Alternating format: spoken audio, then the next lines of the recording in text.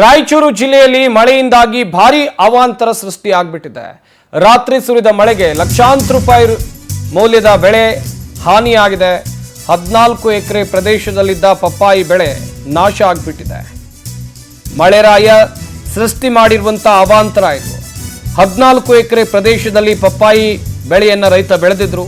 ಇದೆಲ್ಲವೂ ಕೂಡ ಈಗ ನಾಶ ಆಗಿದೆ.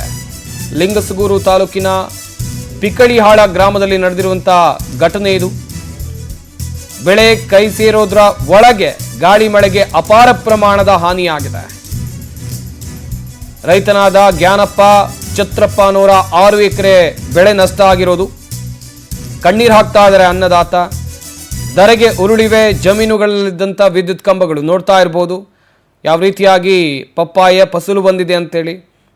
ಇನ್ನೇನು ಕುಯ್ದು ಮಾರಾಟ ಮಾಡಬೇಕಿತ್ತು, ಕಟ್ ಮಾಡಿ ಮಾರಾಟ ಮಾಡಬೇಕಿತ್ತು.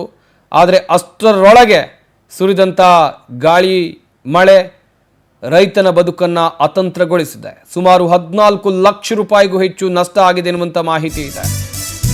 ಇತ್ತ ಸಿರವಾರ ಪಟ್ಟಣದ ವಿಚಾರಕ್ಕೆ ಬರೋದಾದರೆ ಮುಖ್ಯ ರಸ್ತೆಯಲ್ಲಿ ಮರ ಒಂದು ಧರೆಗೆ ಉರುಳಿದೆ. ಬಿರುಗಾಳಿ ಮಳೆಗೆ ಮರ ಉರುಳಿ ಕೆಲಕಾಲ ಸಂಚಾರ ಅಸ್ತವ್ಯಸ್ತ ಆಯಿತು. ಮರ ತೆರವಿಗೆ ಪಟ್ಟಣ ಪಂಚಾಯಿತಿ ಅಧಿಕಾರಿಗಳು ಮುಂದಾಗಿದ್ದಾರೆ. ಒಂದು ಕಡೆಯಲ್ಲಿ ಬೆಳೆ ನಷ್ಟ, ಇನ್ನೊಂದು ಕಡೆಯಲ್ಲಿ ರೋಡ್ ಬ್ಲಾಕ್. ರಾಯಚೂರು ಜಿಲ್ಲೆ ಜನರ ಜೀವನ ಮಳೆಯಿಂದಾಗಿ ಅಧ್ವಾನದ ಸ್ಥಿತಿಗೆ ತಲುಪಿದೆ. ಅಷ್ಟರ ಮಟ್ಟಿಗೆ ಪರದಾಟವನ್ನು ಪಡ್ತಾ ಇದ್ದಾರೆ ಜನ.